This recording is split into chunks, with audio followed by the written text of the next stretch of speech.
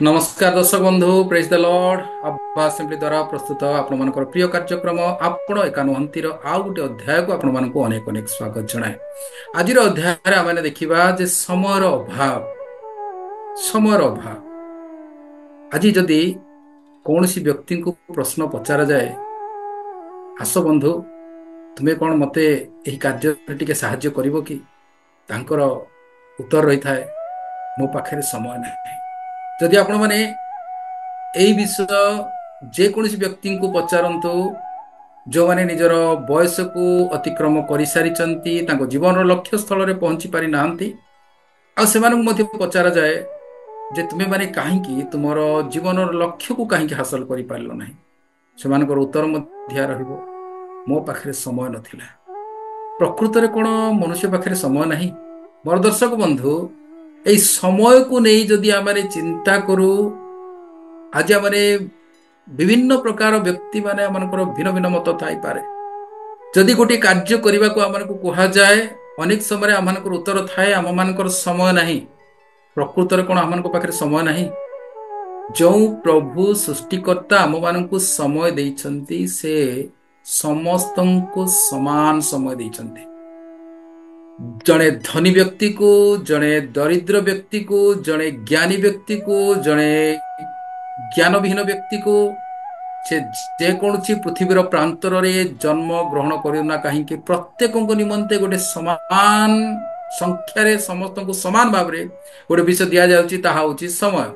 तेणु कहीं कही पारिबा नहीं जे मो पाखे यथेष्ट समय नहीं, ए विषय आमने केबे मध्य कही पारिबा नहीं। हुए तो आमने कही पारिबा जे आमानकर आग्रह नहीं, आमानकर इच्छा नहीं, ए प्रकार भाव में आमने कही पारू, किंतु ए विषय कहवा निहाती भाव में भूल हबो जे मो पाखे समय नहीं। तेणु मोर प्रिय माने आज अध्याय आमने अल्प केतोटी विषय आमने आलोचना करने को जीवा, जेहेतु ये जो समय बहुत गुरुत्वपूर्ण विषय अटे। यदि समय को जदि आमने ठीक भाव में ताकू प्रयोग न करू, व्यवहार न करू, ताहले आमानकर जीवन रे अनेक विषय आमने हरई बसिबा। जेहेतु जदि समय को ठीक भाव में जदि आमने व्यवहार न करू, ताकू जदि सठिक भाव में जदि आमे ताकू विनियोग न करू, ताहले आमे माने अनेक विषय आमे हासिल करि परिबा नहीं। देखंतु सेही समान समय मने कर गोटे श्रेणी रे 50 जन पिला पाठ पढ़ंती, से 50 जन को मध्यरु 50 जन छात्रों को सेही समान समय मिले। सेमाने समान स्कूल को जानती, से 10टा रु 4टा मध्य रे जते घंटा सेमाने समय अतिबाहित करंती, सेही समान समय समस्त को समान भाव में दिया जाय। किंतु सही समय को किए क्यों प्रकार व्यवहार करुछि ताहा होछि सबटार गुरुत्वपूर्ण विषय। तेणु आमे माने गोटे बाहाना करि थाउ अनेक समय, या गोटे मनुष्यर गोटे बाहाना अटे जे मोर समय नहीं। मोर प्रिय दर्शक बंधु, एई समय नथिबार बाहाना जदि आमानक जीवन रे आमाने करि चलीथिबा, ताहाले केबे मध्ये आमानकर लक्ष्य स्थल आमाने केबे मध्ये पहुंची पारिबा नाही।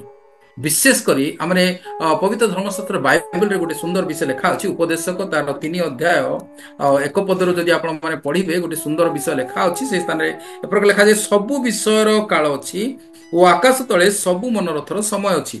जन्मिबार समय, मरिबार समय, रोपिबार समय, जहा रोपित होला ता उपाड़ीबार समय, बद्ध करिबार समय, सुस्थ करिबार समय, भांगिबार समय ओ गांथिबार समय, रोदन करिबार समय, हास्य करिबार समय, विलाप करिबार समय और नृत्य करिबार समय, प्रस्तर पकेबार समय, प्रस्तर संग्रह करिबार समय, आलिंगन करिबार समय और आलिंगन निवृत्त हेबार समय, अन्वेषण करिबार समय, हजाइबार समय, रखिबार समय, पकाइबार समय, पकाई देबार समय, चिरिबार समय और सीबार समय, नीरव रहिबार समय और कथा कहिबार समय, प्रेम करिबार समय और घृणा करिबार समय, युद्धर समय और संधिर समय, कर्मकारी व्यक्तिर आपणा परिश्रम की लाभ। मोर दर्शक बंधु, आम स्थान देखा पाचु समय रही प्रत्येक विषय निमंते जदि आम से समय सीमा मध्य से निर्दिष्ट कार्य को जदि आम न करू, तेबे आम निश्चित भाव में पछरे पड़ जावा। जेहेतु से कार्य को करने आम जो निर्धारित समय दि जाए, से समय सीमा मध्य जदि आम से कार्य को जदि पूरा न करू, जदि समय को आम माने हरई दौ, ताहले आउ से समय पुनर्बार आम निमंते आसब ना। गोटे उदाहरण आपको देवाक चाहे, जदि आपण मैंने जड़े परीक्षार्थी अटंती, परीक्षा को जिते आम जाई परीक्षा केवल आम को 2 घंटा କିମ୍ବା 3 ଘଣ୍ଟା ଆମମାନଙ୍କୁ ଲେଖିବାକୁ ମିଳେ, ଯେଉଁ ପ୍ରଶ୍ନପତ୍ର ମିଳେ ସେଇ ପ୍ରଶ୍ନପତ୍ରର ସଠିକ ଉତ୍ତର ଲେଖିବା ପାଇଁ ଆମମାନଙ୍କୁ କେବଳ ମାତ୍ର 2 ଘଣ୍ଟା କିମ୍ବା 3 ଘଣ୍ଟା ମିଳେ। ଆଉ ସେ 2 ଘଣ୍ଟା 3 ଘଣ୍ଟା ସମସ୍ତଙ୍କୁ ସମାନ ଭାବରେ ମିଳେ। ତ ଦେଖନ୍ତୁ ସେଇ 2 ଘଣ୍ଟା 3 ଘଣ୍ଟା ମଧ୍ୟରେ ଦିଆଯାଇଥିବା ପ୍ରଶ୍ନର ଉତ୍ତର ନ ଲେଖି ମୁଁ ଯଦି ଅନ୍ୟ ବିଷୟ ଚିନ୍ତା କରିବି ସେଇ ସମୟରେ, ସେଇ ଗୁରୁତ୍ୱପୂର୍ଣ୍ଣ ସମୟ ମଧ୍ୟରେ, ତାହେଲେ ମୁଁ କଣ କରୁଛି ନା ସମୟକୁ ନଷ୍ଟ କରୁଛି। ଆଉ ପରିଶେଷରେ ଯେତେବେଳେ ମୋତେ ଉତ୍ତର ଖାତା ଦେବା ସମୟରେ ମୁଁ ବାହାରକୁ ଆସି କହିପାରିବି ନାହିଁ ଯେ ନା ମୋ ପାଖରେ ସମୟ ହେଲା ନାହିଁ। ଅନେକ ପରୀକ୍ଷାର୍ଥୀ ମାନେ ଏ ପ୍ରକାର ଉତ୍ତର ଦେଇଥାନ୍ତି, ଯଥେଷ୍ଟ ସମୟ ହେଲାନି, ଯଦି ମୋ ପାଖରେ ସମୟ ଥାନ୍ତା ହୁଏତ ମୁଁ ସବୁ ପ୍ରଶ୍ନର ଉତ୍ତର ଲେଖି ପାରିଥାନ୍ତି। ମୋର ଦର୍ଶକ ବନ୍ଧୁ, ସମୟ ହେଲା ନାହିଁ କହିବା ଏକ ବାହାନା ଅଟେ।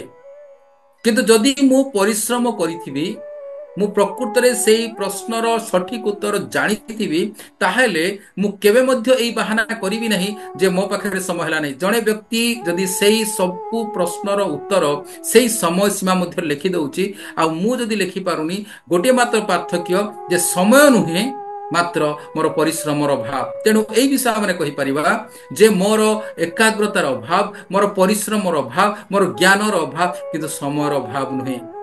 ଦର୍ଶକ ବନ୍ଧୁ, ଆମେମାନେ ଆମମାନଙ୍କର ନିଜ ଜୀବନର ଗୁରୁତ୍ୱପୂର୍ଣ୍ଣ ସମୟ ଗୁଡ଼ିକ ଏ ପ୍ରକାର ଭାବରେ ନଷ୍ଟ କରି ଚାଲିଛୁ କ୍ରମାଗତ ଭାବରେ, ଆଉ ଭାବୁଛୁ ଏଇ ଯୋଉ ବହୁମୂଲ୍ୟ ସମୟ ଥରେ ଯଦି ଚାଲିଗଲା ଆଉ ଫେରି ଆସିପାରିବ ନାହିଁ, ଆଉ ଫେରି ଆସିପାରିବନି, ଆଉ କେବେ ମଧ୍ୟ ପାଇବାନି। ଯେହେତୁ ଆମେ ଦେଖିଲୁ ପବିତ୍ର ଧର୍ମଶାସ୍ତ୍ର ବାଇବଲରେ ଲେଖାଯାଏ ଯେ ସବୁ ବିଷୟର ସମୟ ରହିଛି। ତେବେ ସେଇ ସମୟ ମଧ୍ୟରେ ଯେଉଁ କାର୍ଯ୍ୟ ଗୁରୁତ୍ୱପୂର୍ଣ୍ଣ, ସେଇ ସମୟ ମଧ୍ୟରେ, ନିର୍ଦ୍ଦିଷ୍ଟ ସମୟ ମଧ୍ୟରେ ଯଦି ଆମେ କରିପାରିଲୁ ନାହିଁ, ତେବେ ସେଇ କାର୍ଯ୍ୟ ଆମମାନଙ୍କ ନିମନ୍ତେ ରହିଗଲା। ପୁନର୍ବାର ଆମେ ସେଇ ସମୟକୁ ପାଇବାନି କିମ୍ବା ସେ କାର୍ଯ୍ୟ କରିବାକୁ ଆମେ ପାଇବା ନାହିଁ। ଆମମାନଙ୍କର ଯଦି ବାଲ୍ୟକାଳ ବିତି ଯାଉଛି, ସ୍କୁଲ ପିରିୟଡ ବିତି ଯାଉଛି, କଲେଜ ପିରିୟଡ ବିତି ଯାଉଛି, ବା ଯେକୌଣସି ସମୟ ବିତି ଯାଉଛି, ସେଇ ସମୟ ମଧ୍ୟରେ ଆମେ ଯେଉଁ ପାଠ ପଢିବା କଥା ସେଇ ସମୟରେ ଯଦି ଆମେ ପଢିଲୁନି, ଆଉ କଣ ମୁଁ ଆଉ ଥରେ ବିଦ୍ୟାଳୟକୁ ଯାଇପାରିବି କି? ଆଉ ଥରେ ମୁଁ କଣ ଯାଇକି ମହାବିଦ୍ୟାଳୟରେ ଜଏନ୍ କରିପାରିବି କି? ଯେକୌଣସି ପ୍ରଯୁକ୍ତି ବିଦ୍ୟା ଯଦି ମୁଁ ଅଧ୍ୟୟନ କରୁଛି ବା ଯେକୌଣସି ବିଷୟ ଯଦି ଶିକ୍ଷା ଅର୍ଜନ କରୁଛି, ସେଇ ସମୟ ସୀମା ମଧ୍ୟରେ ଯଦି ମୁଁ ତାକୁ ଠିକ ଭାବରେ ବୁଝିପାରୁନାହିଁ, ତାକୁ ଠିକ ଭାବରେ ଯଦି ମୁଁ ଅଧ୍ୟୟନ କରୁନାହିଁ, ଠିକ ଭାବରେ ତାକୁ ଯଦି ମୁଁ ପଢୁନାହିଁ, ସେଇ ସମୟ ଚାଲିଗଲା ପରେ ମୁଁ କଣ ତାକୁ ଆଉ ଥରେ ପଢିପାରିବି କି? ମୋର ଦର୍ଶକ ବନ୍ଧୁ, ବେଳ ଗଡ଼ିଗଲା ପରେ, ସମୟ ଚାଲିଗଲା ପରେ ଆଉ ମଧ୍ୟ ଆମେମାନେ କେବେ ମଧ୍ୟ ଆଉ ସମୟ ପାଇବା ନାହିଁ ସେଇ କାର୍ଯ୍ୟ କରିବାକୁ। ତେଣୁ ସମୟ ଥାଉ ଥାଉ ଆମମାନଙ୍କୁ ଏଇ ବିଷୟ ପ୍ରତି ଦୃଷ୍ଟିପାତ କରିବା ଦରକାର, ଏଇ ବିଷୟ ପ୍ରତି ଅଧିକ ଗୁରୁତ୍ୱ ଦେବା ଦରକାର। ଯେଉଁ କାର୍ଯ୍ୟ ଯେଉଁ ସମୟରେ କରିବା କଥା ସେହି ସମୟରେ ଆମେ କରିବାକୁ ପଡ଼ିବ। ଆପଣ ଏକା ନୁହନ୍ତି କାର୍ଯ୍ୟକ୍ରମରେ ଆମେ ଏଇ ବିଷୟରେ ଆଲୋଚନା କରିବା ପାଇଁ ଏଇଥିପାଇଁ ଚାହିଁଲୁ ଯେ ଆମେ ଏକା ରହୁଛୁ, ଏକାକୀ ଅନୁଭବ କରୁଛୁ, କିନ୍ତୁ ଆମେ ସମୟକୁ ଗୁରୁତ୍ୱ ଦେଉନା। ଯେଉଁ ସଦାପ୍ରଭୁ ସୃଷ୍ଟିକର୍ତ୍ତା ଆମମାନଙ୍କୁ ପ୍ରେମ କରନ୍ତି, ଯେଉଁ ସଦାପ୍ରଭୁ ସୃଷ୍ଟିକର୍ତ୍ତା ଆମମାନଙ୍କୁ ସୃଷ୍ଟି କରିଛନ୍ତି, ଆମମାନଙ୍କ ନିମନ୍ତେ ତାଙ୍କର ବହୁତ ବଡ଼ ଯୋଜନା ରହିଛି, ସେଇ ଯୋଜନାକୁ ଆମେ ଜାଣିପାରୁନାହୁଁ। ଦିନ ଆସିବ, ସମୟ ଆସିବ, ସେହି ସମୟରେ ଯେତେବେଳେ ଆମେ ଜାଣିବା, ସୃଷ୍ଟିକର୍ତ୍ତାଙ୍କୁ ମୁଖାମୁଖି ଭାବରେ ଦେଖିବା, ସେହି ସମୟରେ ପ୍ରଭୁ ଆମକୁ ପଚାରିବେ ଯେ ତୁମେ ଏଇ କାର୍ଯ୍ୟ କାହିଁକି କଲ ନାହିଁ, ମୋତେ ତୁମେ କାହିଁକି ଜାଣିପାରିଲ ନାହିଁ, ତୁମେ ମୋତେ କାହିଁକି ମୋର ଅନୁଗମନ କଲ ନାହିଁ, ମୋର ବାକ୍ୟ ତୁମେ କାହିଁକି ଅଧ୍ୟୟନ କଲ ନାହିଁ। ସେହି ସମୟରେ ଆମେ କହିପାରିବା ନାହିଁ କେବେ ମଧ୍ୟ ନା ମୋ ପାଖରେ ସମୟ ନଥିଲା। ପ୍ରିୟ ଦର୍ଶକ ବନ୍ଧୁ, ପ୍ରଭୁ ଆପଣମାନଙ୍କୁ ସମୟ ଦେଇଛନ୍ତି, ଯଥେଷ୍ଟ ସମୟ ଦେଇଛନ୍ତି। ଦିନ ମଧ୍ୟରେ 24 ଘଣ୍ଟା, ଗୋଟେ ବର୍ଷରେ 365 ଦିନ ଯଥେଷ୍ଟ ସମୟ ଅଟେ ପ୍ରଭୁଙ୍କୁ ଜାଣିବା ପାଇଁ, ପ୍ରଭୁଙ୍କ ବିଷୟରେ ଶିଖିବା ପାଇଁ, ପ୍ରଭୁଙ୍କର କଥା ଆଲୋଚନା କରିବା ପାଇଁ, ପ୍ରଭୁଙ୍କର ବାକ୍ୟ ପ୍ରଚାର କରିବା ପାଇଁ, ପ୍ରଭୁଙ୍କର ବାକ୍ୟ ଅନୁଗମନ କରିବା ପାଇଁ, ପ୍ରଭୁଙ୍କ ନିମନ୍ତେ ସବୁ କିଛି କରିବା ପାଇଁ। ଆପଣମାନେ ନିଜର କାର୍ଯ୍ୟରେ ଯେତେ ବି ବ୍ୟସ୍ତ ହୁଅନ୍ତୁ ନା କାହିଁକି, ସେଥିପାଇଁ ଲେଖା ଅଛି ସବୁ ବିଷୟରେ ସମୟ ଅଛି। ଆପଣମାନେ ନିଜର ବ୍ୟକ୍ତିଗତ କାର୍ଯ୍ୟକ୍ରମ କରିବା ବାଦ, ନିଜର ଯାହା ବି ପାରିବାରିକ କାର୍ଯ୍ୟ କରିବା ବାଦ, ନିଜର ଜୀବିକା ନିର୍ବାହ ପାଇଁ ଯେଉଁ ସବୁ କାର୍ଯ୍ୟ କରିବାର ରହିଛି ତାହା ମଧ୍ୟ କରିଲା ପରେ ମଧ୍ୟ ପ୍ରଭୁ ଆପଣମାନଙ୍କ ନିମନ୍ତେ ଏ ପ୍ରକାର ସମୟକୁ ସେ ତିଆରି କରିଛନ୍ତି। କେବେ ବି ଆପଣମାନେ ଅନ୍ୟଥା କରିପାରିବେନି, କହିପାରିବେନି ନା ମୋ ନିମନ୍ତେ ପ୍ରଭୁଙ୍କ ପାଇଁ ସମୟ ନାହିଁ, ଏ ପ୍ରକାର କେବେ କହିପାରିବେ ନାହିଁ। ପ୍ରଭୁଙ୍କ ନିମନ୍ତେ ଆମମାନଙ୍କ ଯଥେଷ୍ଟ ସମୟ ରହିଛି। କେବଳ ଗୋଟିଏ ବିଷୟର ଅଭାବ ଥାଇପାରେ, ଜ୍ଞାନର ଅଭାବ ଥାଇପାରେ, କିନ୍ତୁ ପ୍ରଭୁ କହନ୍ତି ଯେଉଁମାନେ ସଦାପ୍ରଭୁଙ୍କ ବିଷୟକ ଭୟ ଜ୍ଞାନର ଆରମ୍ଭ। ଯଦି ଆମେ ପ୍ରଭୁଙ୍କୁ ଭୟ କରୁ, ଆମେ ଜ୍ଞାନ ପାଇବା, ଜ୍ଞାନର ମୂଲ୍ୟ ବୁଝିପାରିବା, ସମୟର ମୂଲ୍ୟ ବୁଝିପାରିବା। ଜଣେ ଜ୍ଞାନୀ ବ୍ୟକ୍ତି ସମୟର ମୂଲ୍ୟକୁ ବୁଝିପାରେ, କିନ୍ତୁ ଜଣେ ମୂର୍ଖ ଜଣେ ଅଜ୍ଞାନୀ କେବେ ମଧ୍ୟ ସମୟକୁ ସେ ବୁଝିପାରେ ନାହିଁ। ତେଣୁ ଆମେ ସମୟର ଅଭାବ ନାହିଁ, ମାତ୍ର ଆମମାନଙ୍କର ଜ୍ଞାନର ଅଭାବ ରହିଛି। ଆଉ ଗୋଟେ ବିଷୟ, ଆମମାନଙ୍କର ଆଗ୍ରହ ଅଭାବ ଥାଇପାରେ କିନ୍ତୁ ସମୟର ଅଭାବ ନାହିଁ। ଗୋଟିଏ ବିଷୟ ପ୍ରତି ଆମମାନଙ୍କର ଆଜି ଆଗ୍ରହ ଆସୁନାହିଁ, ସେ ବିଷୟ ବହୁତ ଗୁରୁତ୍ୱପୂର୍ଣ୍ଣ। ସେ ବିଷୟ ଯଦି ଆମେ ନ କରୁ ତାହେଲେ ଆମମାନଙ୍କର ଜୀବନ ହୁଏତ ବହୁତ କ୍ଷତିରେ ଆମେ ପହଞ୍ଚିବା, ମାନେ ବହୁତ ବଡ଼ କ୍ଷତି ସହ୍ୟ କରିବା। ଯଦି ସେଇ ବିଷୟରେ ଯଦି ଆମମାନଙ୍କର ଆଗ୍ରହ ନଥିବ, ଯେତେବେଳେ କ୍ଷତି ସହ୍ୟ କରିବା, କ୍ଷତିରେ ପଡ଼ିଲା ପରେ ଯେତେବେଳେ ଆମେ ଅନୁତାପ କରୁ, ଭାବିବା ଆଉ ସେଇ ସମୟରେ କାହିଁକି ମୁଁ ସେ ସମୟକୁ ଅପବ୍ୟବହାର କଲି। ପରୀକ୍ଷାର୍ଥୀମାନେ ସାରା ବର୍ଷ ସାରା ପାଠ ପଢ଼ନ୍ତି ନାହିଁ, ଯେତେବେଳେ ରେଜଲ୍ଟ ଆସିଯାଏ, ଫଳାଫଳ ଘୋଷଣା କରାଯାଏ, ସେହି ସମୟରେ ସେମାନେ ଅନୁତାପ କରନ୍ତି ବର୍ଷଟା ଯାକ ମୋ ପାଇଁ ଥିଲା, ମୁଁ ପାଠ ପଢ଼ିଲି ନାହିଁ। ଏ ପ୍ରକାର ନ ହଉ, ଏ ପ୍ରକାର ନ ହଉ। ଯେତେବେଳେ ଆମେ ଆଜି ସମୟ ଅଛି ପ୍ରଭୁଙ୍କୁ ଜାଣିବା ନିମନ୍ତେ, ଆଜି ସମୟ ଅଛି ପ୍ରଭୁଙ୍କର ବିଷୟକୁ ଅନୁଧ୍ୟାନ କରିବା ନିମନ୍ତେ। ପ୍ରଭୁ ଆମକୁ ଯଥେଷ୍ଟ ସମୟ ଦେଇଛନ୍ତି ପ୍ରଭୁଙ୍କର ସେବା କାର୍ଯ୍ୟ କରିବା ପାଇଁ, ପ୍ରଭୁଙ୍କ ନିମନ୍ତେ ସାକ୍ଷୀ ହେବା ପାଇଁ, ପ୍ରଭୁଙ୍କ ନିମନ୍ତେ ପ୍ରଭୁଙ୍କ ଠାରେ ପ୍ରାର୍ଥନା କରିବା ପାଇଁ ଯଥେଷ୍ଟ ସମୟ ଦେଇଛନ୍ତି ପ୍ରଭୁ। ତେଣୁ ଆମେ ସମୟର ବାହାନା ନ କରି, ସମୟର ଅଭାବର ବାହାନା ନ କରି, ଆମେମାନେ ଏଇ ଗୁରୁତ୍ୱପୂର୍ଣ୍ଣ ବିଷୟ ଗୁଡ଼ିକୁ କେବେ ମଧ୍ୟ ଟାଳି ପାରିବା ନାହିଁ। ପ୍ରିୟ ଦର୍ଶକ ବନ୍ଧୁ, ସତର୍କର ସମୟ ଆସିଯାଇଛି, ପରିବର୍ତ୍ତନର ସମୟ ଆସିଯାଇଛି। ଆମମାନଙ୍କର ଆମମାନଙ୍କର ଯଦି ଜ୍ଞାନର ଅଭାବ ଅଛି ପ୍ରଭୁଙ୍କ ନିକଟରେ କହିବା, ଯଦି ଆମମାନଙ୍କର ଆଗ୍ରହର ଅଭାବ ଅଛି ପ୍ରଭୁଙ୍କ ନିକଟରେ କହିବା, ପ୍ରଭୁ ଏଇ ବିଷୟ ମୋ ନିମନ୍ତେ ଗୁରୁତ୍ୱପୂର୍ଣ୍ଣ କିନ୍ତୁ ମୋର ଆଗ୍ରହ ନାହିଁ, ତୁମେ ମୋତେ ଆଗ୍ରହ ଦିଅ। ପ୍ରଭୁ ସେ ଆମମାନଙ୍କୁ ଆଗ୍ରହ ଦେବେ, ପ୍ରଭୁ ସେ ଆମମାନଙ୍କୁ ଜ୍ଞାନ ଦେବେ। ଯଦି ଆମମାନଙ୍କର ଏକାଗ୍ରତାର ଅଭାବ ରହିଛି, ଅନେକ ସମୟରେ ଏକାଗ୍ରତାର ମଧ୍ୟ ଆମମାନଙ୍କର ଅଭାବ ଥାଏ, ତେବେ ମଧ୍ୟ ଆମେ କହିପାରିବା ପ୍ରଭୁ ମୋର ଏକାଗ୍ରତାର ଅଭାବ ରହିଛି, ପ୍ରଭୁ ଆମମାନଙ୍କୁ ଏକାଗ୍ରତା ଦେବେ। এই ବ୍ୟସ୍ତ ବହୁଳ ସମୟ ମଧ୍ୟରେ ଦେଖନ୍ତୁ, ଆମେ ଯେଉଁ ଯୁଗରେ ବାସ କରୁଛୁ ଏକ ଅତ୍ୟାଧୁନିକ ଯୁଗ ବୋଲି କୁହାଯାଏ, ପୋଷ୍ଟ ମଡର୍ଣ୍ଣ ଏରା, ଅର୍ଥାତ୍ ସବୁଠାରୁ ଅତି ଆଧୁନିକ ଯୁଗ। ଦିନ ଥିଲା ଗୋଟିଏ ଚିଠି ଗୋଟିଏ ଜାଗାରୁ ଗୋଟିଏ ଜାଗାକୁ ପହଞ୍ଚିବା, ଗୋଟିଏ ସ୍ଥାନ ଆଉ ଗୋଟିଏ ସ୍ଥାନକୁ ପହଞ୍ଚିବାକୁ ଦିନ ଦିନ ସମୟ ଲାଗୁଥିଲା, ସପ୍ତାହକୁ ସମୟ ଲାଗୁଥିଲା, ମାସକୁ ସମୟ ଲାଗୁଥିଲା ଗୁରୁତ୍ୱପୂର୍ଣ୍ଣ ଖବର ପହଞ୍ଚିବା ପାଇଁ। କିନ୍ତୁ ଆଜି ଗୋଟିଏ ସେକେଣ୍ଡ ମଧ୍ୟରେ, ଗୋଟିଏ କ୍ଲିକ୍ରେ ଆଉ ଖବର ପହଞ୍ଚି ପାରୁଛି। ଆପଣମାନେ ଯେଉଁ କାର୍ଯ୍ୟକୁ କରିବାକୁ ମାସ ମାସ ସଂଖ୍ୟା ଲାଗୁଥିଲା, ବର୍ଷ ବର୍ଷ ସଂଖ୍ୟା ଲାଗୁଥିଲା, ଆଜି ଗୋଟିଏ ମିନିଟରେ ସେ କାର୍ଯ୍ୟକ୍ରମ ହେଇପାରୁଛି। ତଥାପି କ'ଣ ଆମେ କହିପାରିବା କି ସମୟ ନାହିଁ? ନା ମୋର ପ୍ରିୟ ଦର୍ଶକ ବନ୍ଧୁ, ସମୟର ଅଭାବ ନୁହେଁ, ଆମମାନଙ୍କର ଆଗ୍ରହ ଅଭାବ ରହିଛି, ଆମମାନଙ୍କର ଜ୍ଞାନର ଅଭାବ ରହିଛି, ପ୍ରକୃତ ବିଷୟ ଜାଣିବାର ଅଭାବ ରହିଛି। ଆମମାନଙ୍କର ଜ୍ଞାନ ଚକ୍ଷୁକୁ ପ୍ରଭୁ ଖୋଲି ଦିଅନ୍ତୁ ପ୍ରକୃତ ବିଷୟକୁ ଜାଣିବା ପାଇଁ, ସମୟର ସଠିକ ମୂଲ୍ୟକୁ ବୁଝିବା ପାଇଁ ଏବଂ କେଉଁ ସମୟରେ କେଉଁ କାର୍ଯ୍ୟ କରିବା ଉଚିତ ତାହା ଜାଣିବା ପାଇଁ ପ୍ରଭୁ ଆମମାନଙ୍କୁ ସାହାଯ୍ୟ କରନ୍ତୁ। ନିଶ୍ଚିତ ଆପଣମାନେ ଦେଖିବେ, ଆପଣମାନେ ଏକା ନୁହନ୍ତି, ନିଶ୍ଚିତ ଭାବରେ ପ୍ରଭୁ ଆପଣମାନଙ୍କର ଜୀବନରେ ପ୍ରକାର ଆଶ୍ଚର୍ଯ୍ୟ କାର୍ଯ୍ୟ କରିବେ। ଯେଉଁ ଉଦ୍ଦେଶ୍ୟରେ ପ୍ରଭୁ ଆପଣମାନଙ୍କୁ ଆହ୍ୱାନ କରିଛନ୍ତି ସେ କାର୍ଯ୍ୟକୁ ସେ ପୂର୍ଣ୍ଣ ମାତ୍ରାରେ ସଫଳ କରିବେ, ଯଦି ଆପଣମାନେ ସମୟକୁ ସଠିକ ଭାବରେ ବିନିଯୋଗ କରନ୍ତି।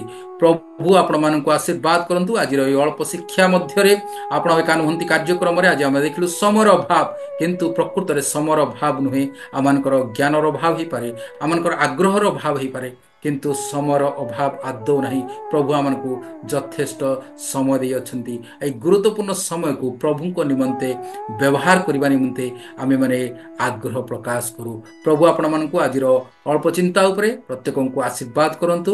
ଆସନ୍ତୁ ଆମେ ଅଳ୍ପ ସମୟ ପ୍ରାର୍ଥନା କରିବା ଏବଂ ଆଜିର କାର୍ଯ୍ୟକ୍ରମକୁ ସମାପ୍ତ କରିବା। ପ୍ରେମ ପ୍ରିୟ ପ୍ରଭୁ, ଧନ୍ୟବାଦ ଦେଉଛୁ ପ୍ରଭୁ, ତୁମେ ଆମମାନଙ୍କୁ ସମୟର ମୂଲ୍ୟ ବୁଝିବାକୁ ଦେଲ, ସେଥିପାଇଁ ଧନ୍ୟବାଦ ଦେଉଛୁ ପ୍ରଭୁ। ଏଇ ଆପଣ ଏକା ନୁହନ୍ତି କାର୍ଯ୍ୟକ୍ରମରେ ଆମେମାନେ ଯେଉଁ ସମସ୍ତ ବିଷୟ ଗୁଡ଼ିକୁ ଆଲୋଚନା କରୁଛୁ ପ୍ରଭୁ, ଗୋଟି ଗୋଟି ବିଷୟ ଉପରେ ପ୍ରଭୁ ତୁମେ ଆମମାନଙ୍କୁ ପ୍ରେମ କରୁଥିବାରୁ ପ୍ରଭୁ ଏହି କାର୍ଯ୍ୟକ୍ରମ ମାଧ୍ୟମରେ ତୁମେ ଆମକୁ ଅନେକ ବିଷୟ ଜଣାଉଛ ପ୍ରଭୁ। ଅନେକ ସମୟରେ ଆମେ ଭାବିଥାଉ ଆମମାନଙ୍କର ସମୟର ଅଭାବ, କିନ୍ତୁ ପ୍ରକୃତରେ ଯେ ଆମମାନଙ୍କର ସମୟ ଅଭାବ ନୁହେଁ ପ୍ରଭୁ, ତୁମେ ଆମକୁ ଯଥେଷ୍ଟ ସମୟ ଦେଇଅଛ ଏହି ବିଷୟକୁ ହୃଦବୋଧ କରିବା ପାଇଁ ଦିଅ ପ୍ରଭୁ। ସଠିକ ବିଷୟରେ ମନୋନିବେଶ କରିବା ପାଇଁ, ସମୟକୁ ସଠିକ ଭାବରେ ବ୍ୟବହାର କରିବା ପାଇଁ, ପୁଣି ଯେଉଁ ସମୟରେ ଯେଉଁ କାର୍ଯ୍ୟ କରିବା କଥା সেই କାର୍ଯ୍ୟକୁ କରିବା ପାଇଁ ସାହାଯ୍ୟ କର। ବିଶେଷ କରି ସର୍ବୋପରି ପ୍ରଭୁ ତୁମକୁ ଜାଣିବା ପାଇଁ ପ୍ରଭୁ ତୁମେ ଆମମାନଙ୍କୁ ସାହାଯ୍ୟ କର, ତୁମରି ନିମନ୍ତେ ସମୟ ବାହାର କରିବା ପାଇଁ, ତୁମର ସେବା ନିମନ୍ତେ, ପୁଣି ପ୍ରଭୁ ତୁମର ଠାରେ ପ୍ରାର୍ଥନା କରିବା ନିମନ୍ତେ ପ୍ରଭୁ ଯେପରି ମୁଁ ସମୟ ବାହାର କରିପାରିବୁ ଆମେ ପ୍ରତ୍ୟେକ ସେଭଳି ତୁମେ ସାହାଯ୍ୟ କର ପ୍ରଭୁ। ପ୍ରାର୍ଥନା ଶୁଣିର ଧନ୍ୟବାଦ ଦେଉଛି ଆପା। ପ୍ରଭୁ ଆମମାନଙ୍କର ଏହି ଆପଣ ଏକା ନୁହନ୍ତି କାର୍ଯ୍ୟକ୍ରମକୁ ତୁମେ ପ୍ରଚୁର ଭାବରେ ଆଶୀର୍ବାଦ କର। ପ୍ରତ୍ୟେକ ଦର୍ଶକ ବନ୍ଧୁମାନଙ୍କୁ ମଧ୍ୟ ତୁମ ହସ୍ତ ସମର୍ପଣ କରୁଛି ଆପା। ସେମାନଙ୍କ ଆତ୍ମିକ ଜୀବନକୁ ତୁମେ ପ୍ରଭୁ ବଳିଷ୍ଠ କର। ଗୌରବ ମହିମା ତୁମକୁ ଦେଇ ଯୀଶୁଙ୍କ ନାମରେ ମାଗୁଛୁ, ଆମେନ୍। ଧନ୍ୟବାଦ ଦର୍ଶକ ବନ୍ଧୁ, ଆପଣମାନେ ଆମମାନଙ୍କର କାର୍ଯ୍ୟକ୍ରମରେ ଯୋଗ ଦେଇଥିବାରୁ ଏହି ବାକ୍ୟ ଶୁଣିଥିବାରୁ ପ୍ରଭୁ ଆପଣମାନଙ୍କୁ ପ୍ରଚୁର ଆଶୀର୍ବାଦ କରନ୍ତୁ। ଯଦି ଆପଣମାନଙ୍କର ଆଉ ଅଧିକ କିଛି ଜାଣିବାର ରହିଛି ତାହେଲେ ନିମ୍ନଲିଖିତ ନମ୍ବରରେ ଆପଣମାନେ ଆମମାନଙ୍କ ସହିତ ଯୋଗାଯୋଗ କରିପାରିବେ। ଆପଣ ଏକା ନୁହନ୍ତି, କାର୍ଯ୍ୟକ୍ରମ ଆପଣମାନଙ୍କୁ କି ପ୍ରକାର ଲାଗିଲା ଆପଣମାନଙ୍କର ସୁଚିନ୍ତିତ ମତାମତ ମଧ୍ୟ ଦେବେ। ଯଦ୍ୱାରା ଯଦି ଆମମାନଙ୍କ ମଧ୍ୟରେ ଯଦି କୌଣସି ବିଷୟ ଆମମାନଙ୍କୁ ଆପଣମାନେ ଆଶା କରୁଛନ୍ତି ଯଦି ତାହେଲେ ମଧ୍ୟ ଆପଣମାନଙ୍କୁ ଜଣେଇଲେ ନିଶ୍ଚିତ ଭାବରେ ଆମେ ଏହି କାର୍ଯ୍ୟକ୍ରମରେ ତାହାକୁ ସ୍ଥାନ ଦେବୁ। ବହୁତ ବହୁତ ଧନ୍ୟବାଦ। ପ୍ରଭୁ ଆପଣମାନଙ୍କୁ ଆଶୀର୍ବାଦ କରନ୍ତୁ। ଆପଣ ଏକା ନୁହନ୍ତି, କାର୍ଯ୍ୟକ୍ରମର ଆଉ ଗୋଟେ ଅଧ୍ୟାୟରେ ନିଶ୍ଚିତ ଭାବରେ ଆମେ ଦେଖାହେବା। ଆଉ ସେତେବେଳେ ପର୍ଯ୍ୟନ୍ତ ବିଦାୟ ନେଉଛି। ଧନ୍ୟବାଦ, ନମସ୍କାର।